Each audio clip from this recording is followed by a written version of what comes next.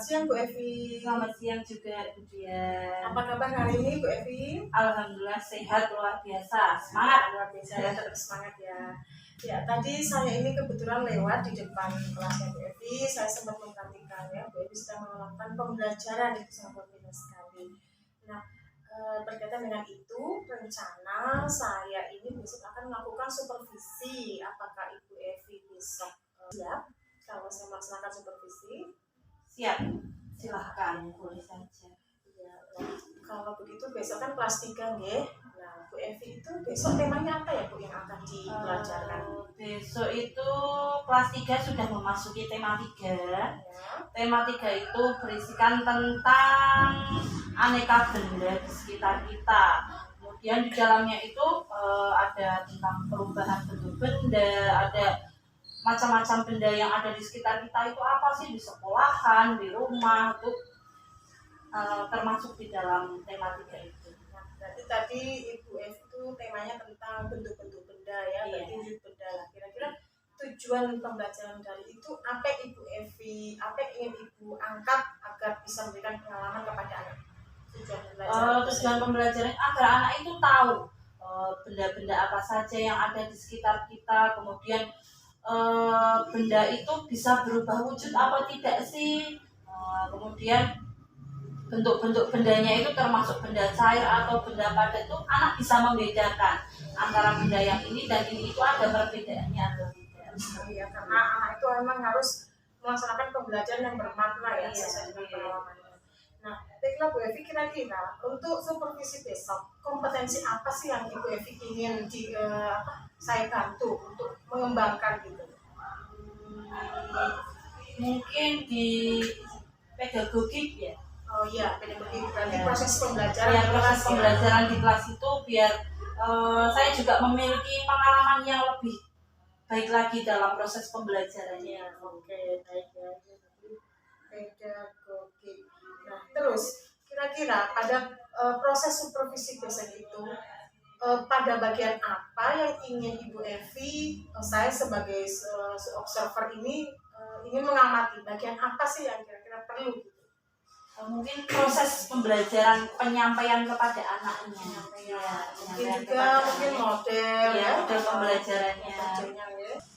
Lanjut ya. Nah, kira-kira bagaimana penilaian Ibu terhadap proses supervisi yang akan kita laksanakan besok? Dengan supervisi ini saya itu bisa menemukan solusi-solusi dari setiap permasalahan pembelajaran yang akan saya sampaikan atau saya laksanakan itu.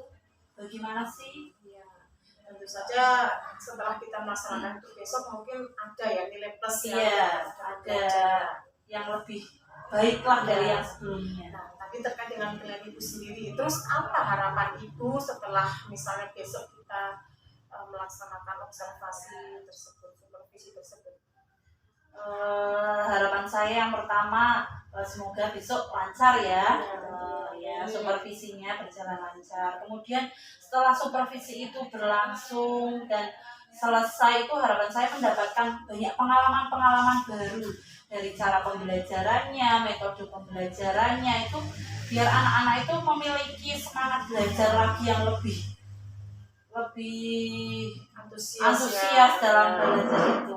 Kemudian perbaikan ke depan itu apa sih yang harus saya perbaiki lagi, bagaimana sih proses belajar yang menarik minat belajar anak. Luar biasa sekali ya Bu Evi atas apa yang telah Bu Evi sampaikan ini. Semoga kegiatan supervisi akademik besok ini berjalan lancar sesuai dengan harapan kita bersama gitu. Terima kasih atas waktunya. Insya Allah kita lanjutkan besok pada kegiatan supervisi. Terima kasih Bu Evi. Mungkin Bu Evi bisa melanjutkan pembelajaran atau kegiatan yang lainnya. Terima kasih Bu Evi. Assalamualaikum warahmatullahi wabarakatuh.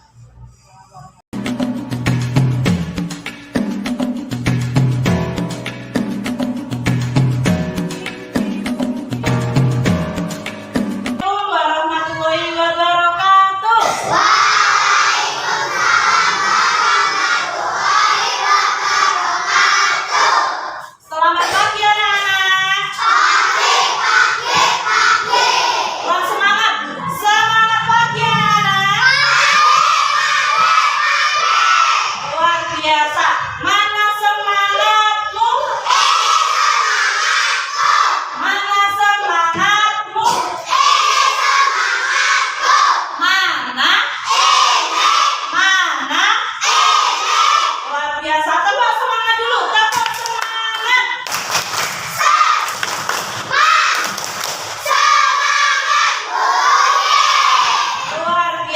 semangat semua, sehat semua, tetap jaga kesehatan.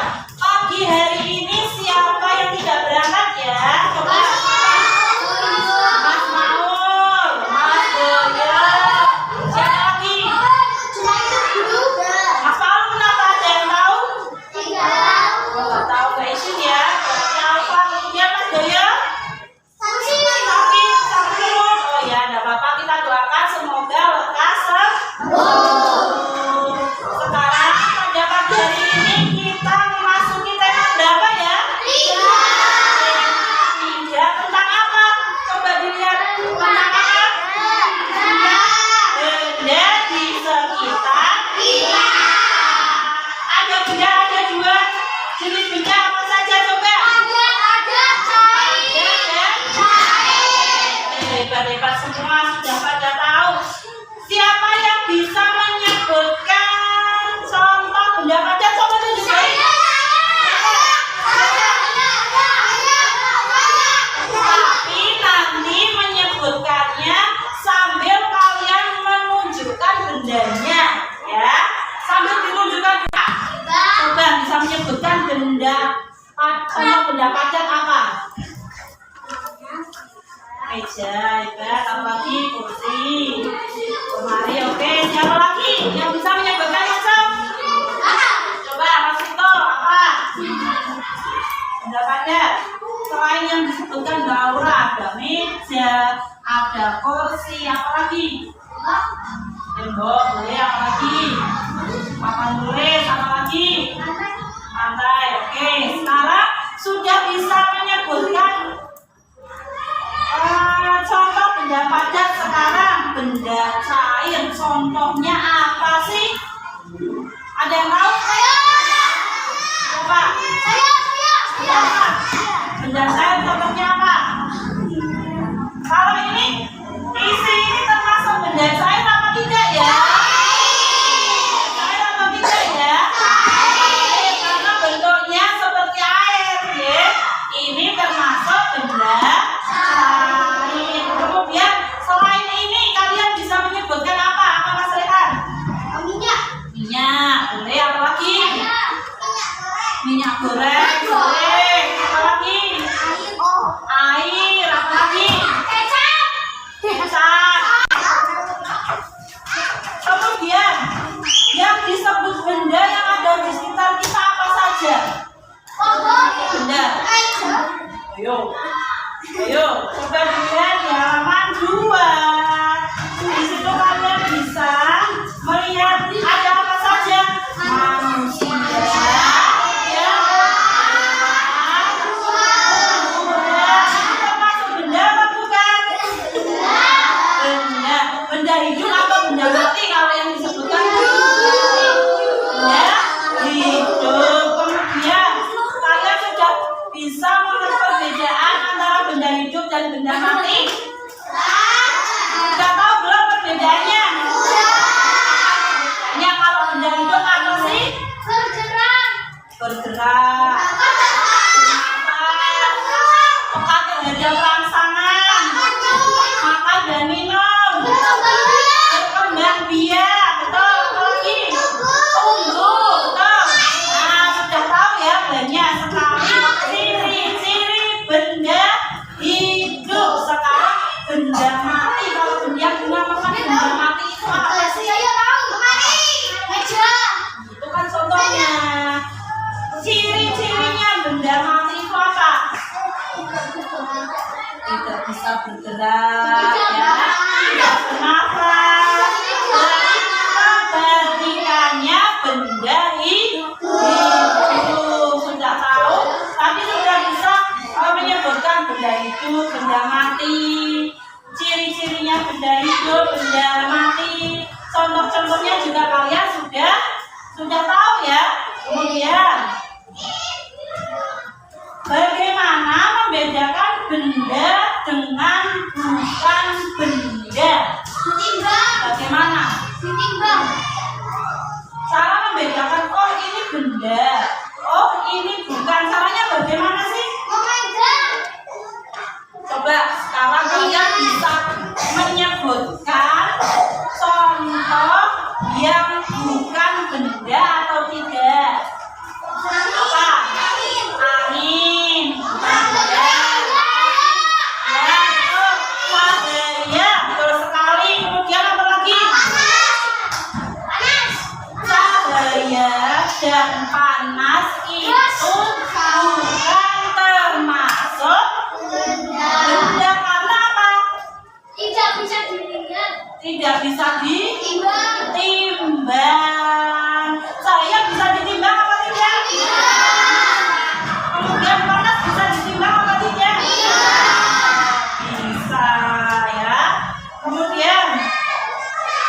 Kalian sudah bisa membedakan antara benda dan bukan benda, ya.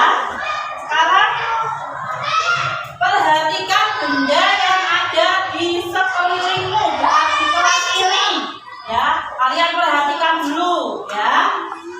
Kemudian setelah kalian perhatikan, benda-benda itu memiliki warna, bentuk, dan ukuran yang berbeda. Ya, tidak harus sama, meskipun benda hidup tidak harus sama, benda mati juga bentuknya tidak harus sama, warnanya pun tidak harus sama, meskipun itu bendanya sama. Contohnya apa, Bu? Misalkan meja. Meja harus selalu berwarna coklat atau tidak? Ya, buku harus berwarna putih atau tidak? Ya. Dan sifat fisik benda seperti warna, bentuk, wujud, dan ukuran tidak sama juga apa? Tidak selalu berukuran sama.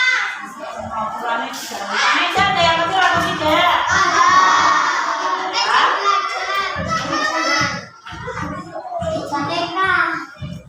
Sudah, sekarang kalian bisa, siapa yang bisa menuliskan? Terus siap-siap, cepet-cepetan ya. Siapa yang bisa menuliskan ciri-ciri benda hidup? Bu Guru minta maju menuliskan 3. Nah, ciri-cirinya bukan contohnya ya. Nah, yang besar. Ciri-cirinya apa ya?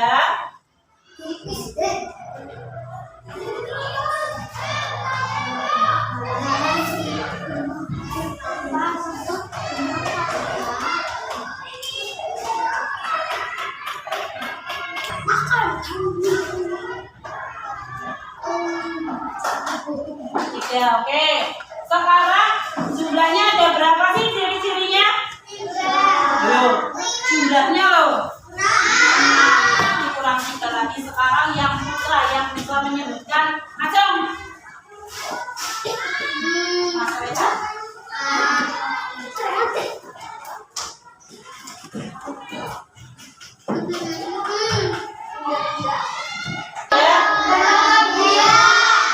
Dari ke-6 ini kalian harus paham dan hafal. Jadi kalau besok lagi ditanya apa ciri-ciri benda hidup, kalian harus sudah tahu dan sudah paham, ya. Kemudian setelah ini tadi sudah mengetahui benda itu ada bentuknya, ada ukurannya, ya. Kemudian sekarang kalian bisa menyebutkan tidak sih bagaimana cara mengukur benda? Ada yang tahu cara mengukur benda? Apa alat apa saja yang digunakan untuk mengukur benda? Dibuka di halaman. Nah, halaman 6. Ada apa saja di situ? Penggaris, ya.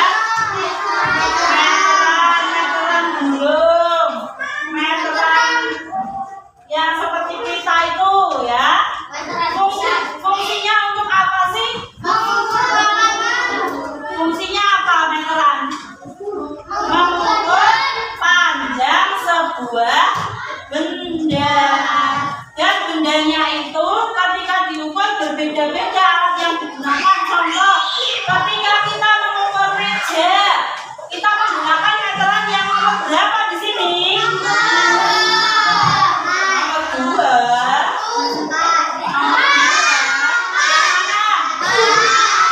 Nomor 4. Biasanya yang bapaknya tukang atau biasa buat gambar yang nomor 5. Kalau kita mau mengukur baju, yang nomor 2 ini ya, meteran seperti kita 5 ya. Kemudian kalau kita mau mengukur panjang buku, ya nomor 1. Kemudian kalau kita mau mengukur lapangan, kita pakai yang mana? Nomor 3. Itu membuktikan kalau setiap benda yang diukur itu menggunakan meteran yang berbeda. Misalkan kita mau mengukur lapangan, ada yang bawa penggaris? Guru pinjam penggaris. Nah, penggaris ini benda apa sih? Ya. Kalau kita mau mengukur lapangan menggunakan ini, kira-kira apa yang terjadi? Nah, terus sekali lama akan membuang waktu lebih lama ya. Bayangke lapangannya lebar, panjang, mulai pakai ini. Asal mboten? Selain menguras waktu juga menguras apa? Energi, menguras tenaga. Kalian mau mengukur buku, caranya bagaimana? Diukur saja. Oh, ini panjangnya berapa? Ya, guru punya peta, diukur. Oh, panjangnya berapa? Kalian tinggal menghitung dari senti ke senti. Ya, bisa cara mengukurnya? Bisa cara mengukur menggunakan penggaris? Kalau bisa, kalian dibuka halaman 7. Di situ ada benda apa saja yang diukur? Crayon pewarna, pensil, ya, ada 5 benda. Tugas kalian adalah mengukur. Di situ sudah ada ukurannya ya. Kalian mengukur nomor 1, panjang penghapusnya berapa senti, nanti dikerjakan. Kemudian panjang pewarna dan seterusnya, nanti kalian mengukur. Tidak menggunakan penggaris karena di situ sudah tertulis di bawahnya. Nanti kalian tinggal menyesuaikan. Cara mengerjakannya bagaimana, Bu Guru? Cara mengerjakannya adalah berkelompok dengan teman sebangku. Ini berarti dikerjakan bareng, ini bareng, ini bareng. Ini bertiga nggak apa-apa ya, bareng ya. Paham? Paham cara mengerjakannya? Ini bertiga, jadi ya, ini 2.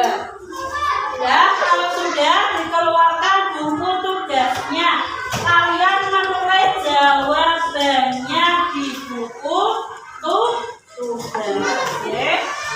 Ya, di sini ada beberapa ini. Nah, penghapus ini berapa senti sih? Nah, tulis 3, 1.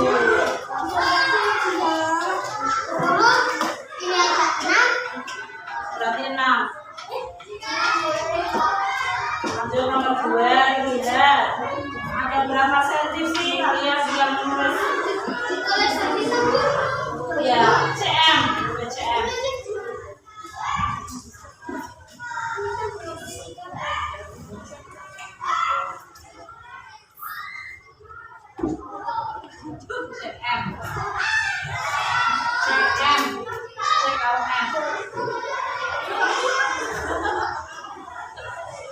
Bagaimana anak-anak, bisa mengerjakan? Bisa. Bisa semua ya, itu tinggal mengurutkan, tinggal menyesuaikan ukurannya. Bagaimana kira-kira, mudah atau sulit? Mudah. Semoga sekarang bisa, besok harus lebih bisa. Jangan sekarang bisa, besok lupa. Nah, dari kelas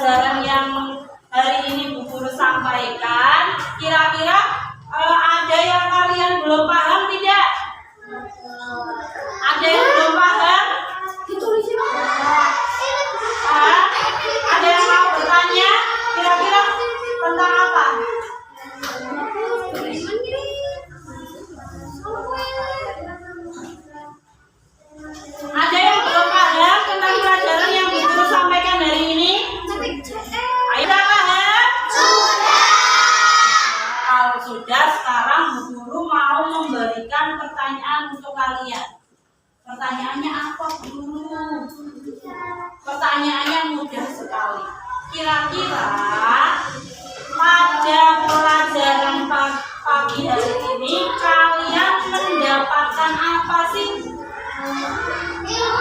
Yang kalian ketahui, yang kalian dapatkan dari apa yang Bu Guru terangkan, apa yang Bu Guru jelaskan, kalian mendapatkan apa saja? Ilmunya tentang apa? Matematika, terus hari ini loh, pagi ini yang Bu Guru sampaikan tadi itu kalian mendapat ilmu apa saja?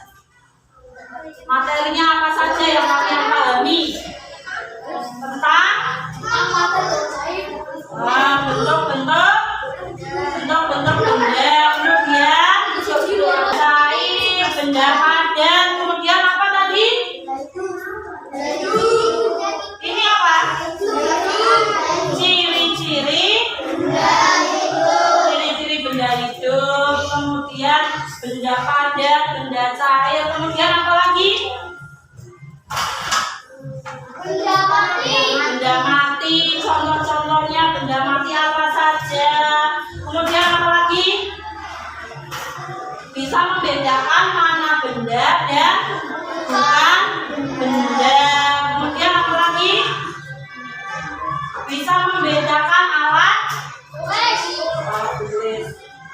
ukur. Sudah tahu belum tadi alat ukur? Sudah ya. Perbedaannya apa saja? Kemudian apa lagi yang kalian dapatkan pada pelajaran hari ini? Selain tadi benda-benda, ciri-cirinya, contohnya, alat mengukur benda, dan yang terakhir adalah kalian bisa mengukur benda ya. Berarti baiklah anak-anak, pelajaran pada pagi hari ini Bu Guru cukupkan sampai di sini ya. Kita sambung lagi materi besok lagi. Oke. Semoga apa yang Bu Guru sampaikan pada hari ini bisa kalian tangkap, bisa kalian simpan, bisa kalian lanjutkan lagi di rumah. Oke. Bu Guru cukupkan sampai di sini. Selamat siang. Sampai bertemu besok. Dadah.